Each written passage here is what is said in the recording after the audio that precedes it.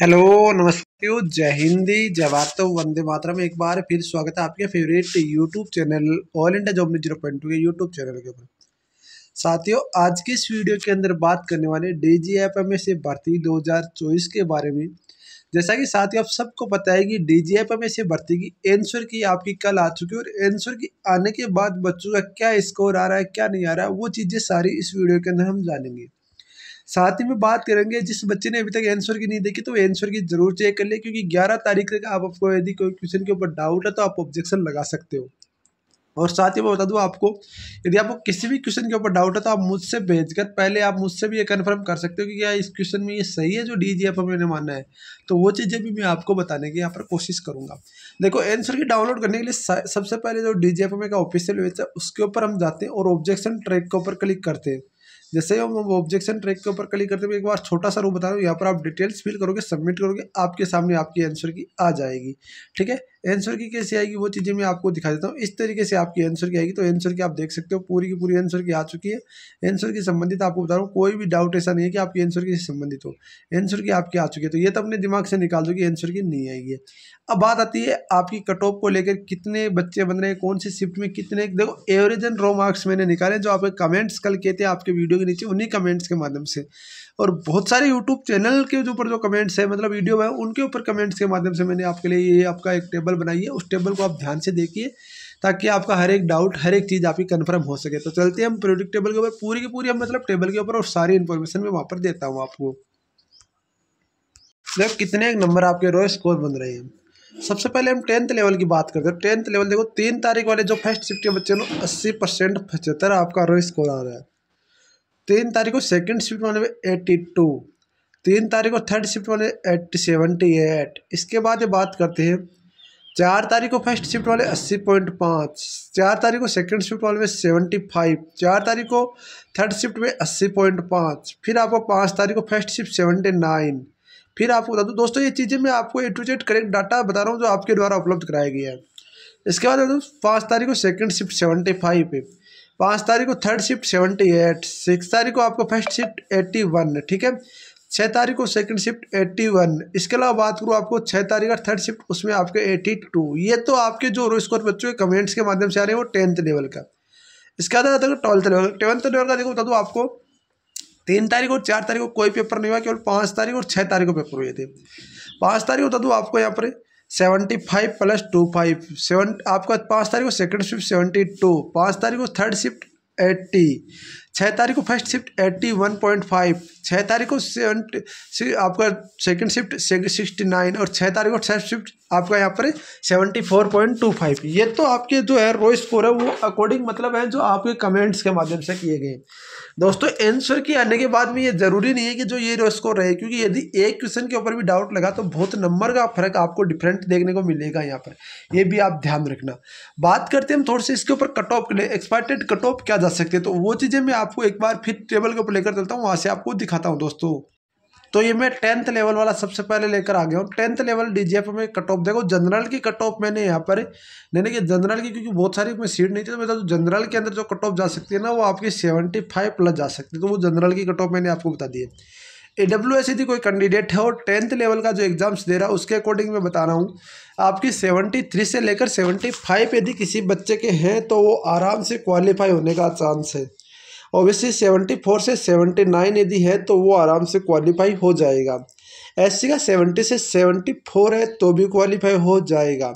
ST का 70 से 73 है तो भी हो जाएगा। और PWD विभाग 65 से लेकर 70 यदि किसी कैंडिडेट के हैं तो वो हो जाएगा। यदि 10th बेस की एग्ज़ाम दे रहा है तो बता रहा हूँ मैं आपको, ये 12th बेस का नहीं है।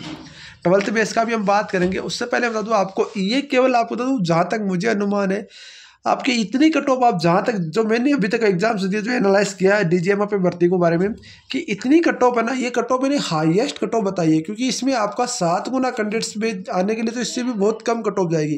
कम से कम 5-5 6-6 नंबर कम कर लो तब जाकर भी आप 7 गुना कैंडिडेट्स में तो आ सकते हो। पर हमें तो फाइनल सिलेक्शन चाहिए ना। 7 गुना में आके क्या फ़ायदा, जब 7 गुना आ जाएंगे, हम देने जाएंगे, सारा सब कुछ होगा, पैसे लग जाएंगे, वो होगा, फिर हम बाहर हो जाएंगे, तो क्या फ़ायदा है ऐसे करने से। तो इससे तो अच्छा है ना कि हम फाइनल सिलेक्शन की ओर कगार में बढ़े। तो फाइनल सिलेक्शन यदि आपको चाहिए तो इतने नंबर तो कम से कम आपके पास होने चाहिए, ये दोस्तों मैं बता रहा हूँ। इसके बाद ये बात कर लेते हैं आपका यहाँ पर 12th लेवल होगा। 12th लेवल होगा डिटेल से मैं आपको एक बार फिर समझाता हूँ। ये 12th लेवल की मैंने आपको यहाँ पर एक सीट रखी है, ठीक है। इसके अंदर भी बता दूँ आपको, यहाँ पर जनरल कैटेगरी नहीं रखी है। तो जनरल कैटेगरी के अंदर मैं बताना चाहता हूँ, जनरल जो भी भाई हैं वो 75 प्लस स्कोर है तो ही अपना सिलेक्शन समझे, नहीं तो भाई दोस्तों आप भूल जाना। बात करूँ AWS की, आपको AWS की बात करूँ 70 से 75, OBC से 72 से 76, SC 68 से 72, ST 67.5 से 60, आपका यहाँ पर 73, PWD विभाग 65 से आपका 68। ये तो आप ही एनालाइज मैंने कट ऑफ जो आपके कमेंट्स के माध्यम से वही चीज़ें मैंने आपको बताई है। अब रही बात इसका ट्रेड टेस्ट रिजल्ट कब आएगा, वो चीज़ें मैं आपको थोड़ी सी यहाँ पर डिटेल से बताने की कोशिश करता हूँ। देखो अभी आपसे केवल आपत्तियां मांगी जा रही है। आपत्ति आपकी लगाई जाएगी 11 तारीख तक। 11 तारीख तक आपत्ति लगाए जाने के बाद बोर्ड एक बार फिर डिसीजन करेगा। फिर डिसीजन करने के बाद फिर से इसकी री आंसर की जारी होगी। क्या होगी? री आंसर की जारी होगी, यानी आंसर की दोबारा जारी होगी। और जब री आंसर की दोबारा जारी होगी ना, तो ये चीज़ें आप ध्यान रखना। आंसर की दोबारा जारी होगी ना, तो उसमें बता दो आपको ध्यान रखना दोस्तों, यहाँ पर कुछ क्वेश्चंस बढ़ भी सकते हैं, कुछ क्वेश्चंस घट भी सकते हैं, वो आगे की बात है। अब रही बात, आगे बता रहा हूँ मैं आपको इसकी फाइनल स्कोर क्या हो सकता है, रिजल्ट कब तक। रिजल्ट देखो जहाँ तक मुझे अनुमान है जुलाई में आपका रिजल्ट आने का चांस है, क्योंकि DGP में भर्ती को बड़े फास्ट तरीके से कराएगा और बहुत ही अच्छे लेवल के साथ इस भर्ती को करा रहा है। तो जुलाई में तो इसका रिजल्ट आएगा। साथ ही तो आपका यहाँ पर अगस्त में इसके होंगे ट्रेड टेस्ट, यानी अगस्त में आपके ट्रेड टेस्ट होंगे और बहुत सारे कैंडिडेट बोलेंगे अब ये कौन है, महारथी आ गया।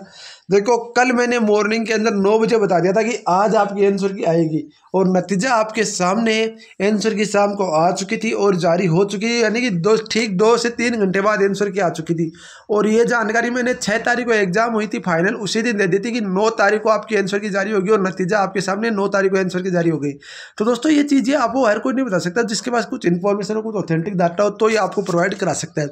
अगस्त में आपके ट्रेड टेस्ट और डिविज सब कुछ हो जाएगा, और सितंबर और अक्टूबर में आपको यहाँ पर ज्वाइनिंग दे दी जाएगी। अक्टूबर में ज्वाइनिंग दी जाएगी, और इसके अलावा आपको अक्टूबर के अलावा अक्टूबर तक टाइम क्यों लगेगा, क्योंकि आपका डॉक्यूमेंट्स वेरिफिकेशन DGP में पहले करेगा। ये भी बता रहा हूँ, डॉक्यूमेंट्स वेरिफिकेशन आपसे तो करेगा बोर्ड से, और पहले करवा लेगा, ये भी आप ध्यान रखना। अब बाद में देखना, एक चीज़ बता रहा हूँ मैं आपको यहाँ पर कि बोर्ड से पहले करवाएगा, ये चीज़ें इंफॉर्मेशन रहती है। अब रही बात आपको कि ट्रेड टेस्ट के लिए आपको 7 गुना कैंडिडेट्स को बुलाना है। आप सबको पता है 7 गुना कैंडिडेट्स को आपको बुलाया जाएगा, और बहुत जल्द इसकी लिस्ट भी अलग से आएगी, और रो मार्क्स भी आएंगे, और फाइनल कट ऑफ किस तरीके से जाती है तो वो चीज़ें भी आपको यहाँ पर आएगी। एक एक चीज़ DGP में पूरा श्योर तरीके से आपको करने वाला है। ये तो अपने दिमाग से निकाल दीजिए कि हम भाई किसी तरीके का फर्जीवाड़ा होने वाला है, कोई फर्जीवाड़ा इस भर्ती में नहीं होने वाला, ये ध्यान रखना। बाकी देखो DGP में भर्ती की जो भी अपडेट होगी, जो भी वो जानकारी होगी, सबसे पहले सबसे ऑथेंटिक और सबसे बेस्ट न्यूज़ आपको ऑल इंडिया जॉब न्यूज 0.2 देते आ रहा है और आगे देता रहेगा। जिसमें भाई के नंबर कम बन रहे हैं, एक बार आपको कंफर्म कर देना चाहता हूँ, जिसमें भाई के नंबर कम बन रहे हैं कोई टेंशन करने की जरूरत नहीं है। फिर बड़ी भर्तियाँ आ चुकी है, राजस्थान के अंदर भी बहुत बड़ी भर्ती आ चुकी है, और आप ये DGP सेंट्रल गवर्नमेंट के अंदर CGL आ रहा है, मतलब बहुत सारी ऐसी भर्तियाँ जो आपकी सेंट्रल गवर्नमेंट की भी रहने वाली है, ठीक है ना। तो वो चीज़ें आपको बता रहा हूँ, सेंट्रल गवर्नमेंट की तैयारी करने वालों के लिए बहुत अच्छी, और वो भर्ती आती रहेगी और अपनी तैयारी को बरकरार रखिए, ताकि हमारा सिलेक्शन एक दिन हो जाए, कहीं ना कहीं हमारा एक दिन सिलेक्शन हो जाए, और हम अपने जो अपना सपना है उसमें साकार हो जाए। बाकी देखो जो भी अपडेट होगी, जो भी कोई जानकारी होगी, सबसे पहले सबसे ऑथेंटिक सबसे रियल न्यूज़ के लिए ऑल इंडिया जॉब न्यूज 0.2 को सब्सक्राइब से वीडियो को लाइक कर सकते हो। बाकी अपडेट का मिलता है नेक्स्ट वीडियो के साथ, तब तक जय हिंद, जय भारत, वंदे मातरम दोस्तों।